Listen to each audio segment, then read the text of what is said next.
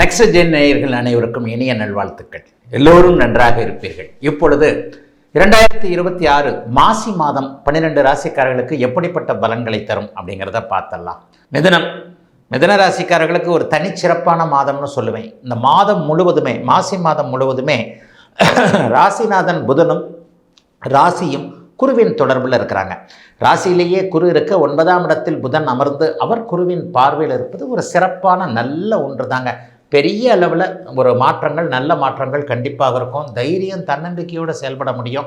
பூர்வீகத்துக்கு போகணும்னு நினச்சிக்கிட்டு இருந்தவங்க, சொந்த ஊருக்கு போகணும்னு நினச்சிக்கிட்டு இருந்தவங்க, குறிப்பாக வெளிநாடு, வெளிமாநிலம், தூர இடங்களில் இருக்கிறேன், எப்போ நான் தமிழ்நாட்டுக்கு அல்லது நான் பிறந்த மாவட்டத்துக்கு, பிறந்த ஊருக்கு திரும்பி போக போகிறேன்னு நினச்சிக்கிட்டு இருந்தவங்க எல்லாருக்குமே மாசி மாதத்தில் அதற்கான ஏற்பாடுகள், அதற்கான அனுமதிகள் கிடைக்கக்கூடிய தன்மைகள் உண்டு. பாக்கியத்தில் போய் இன்றைக்கு சுப கிரகங்கள் வலிமையாக உட்கார்ந்து அதை பார்க்கறதுனால கடந்த காலத்தில் என்னென்ன பாக்கியங்கள் கிடைக்கலன்னு நினச்சிக்கிட்டு இருந்தீங்களோ, வேலை பாக்கியம் கிடைக்கல, வேலைன்னா என்ன, படித்தவொடனே வேலை கிடைக்கணும்ல, உத்தியோகம் புருஷ லட்சணம். இப்போ உத்தியோகம் புருஷ லட்சணம்னு சொல்ல முடியாமல் உத்தியோகம் பெண்ணின் லட்சணம்னு வாழ்க்கை மாறிப்போச்சு. ஆண்களை விட பெண்கள் தான் எல்லா இடத்துலையும் உத்தியோகத்தை பிடிச்சிக்கிறீங்க.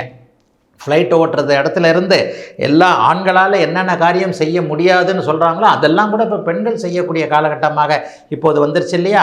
மிதுன ராசிக்காரர்கள் எல்லோருக்குமே வயதிற்கு ஏற்றாற் போல என்ன தேவையோ அது கிடைக்கக்கூடிய அருமையான நல்ல படிக்கட்டுகள் அமையக்கூடிய ஒரு நல்ல மாதமாக இந்த மாதம் கண்டிப்பாக மாசி மாதம் அமையுங்க. 9ஆம் பாவகம் பாக்கியத்தை குறிக்கக்கூடியதாகவே அந்தந்த வயதில் என்ன கிடைக்கணுமோ அது மாசி மாதம் கிடைக்கும்.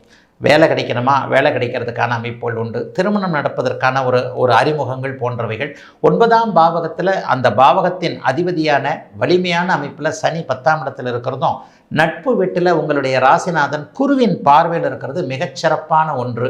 புத்திர பாக்கியம் இல்லாதவர்களுக்கு அதற்கான மருத்துவம் தெரியக்கூடிய அமைப்புகள் கண்டிப்பாக இருக்கும்.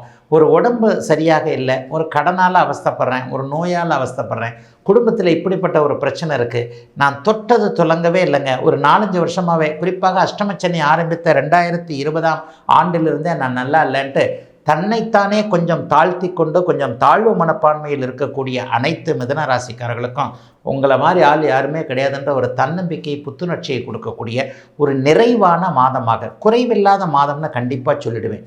ஏன்னா ராசியும் ராசிநாதனும் எப்போது சுபத்துவத்தை அடைகிறார்களோ அப்போது அந்த ராசிக்காரர்கள் கண்டிப்பாக நன்றாக இருப்பார்கள்.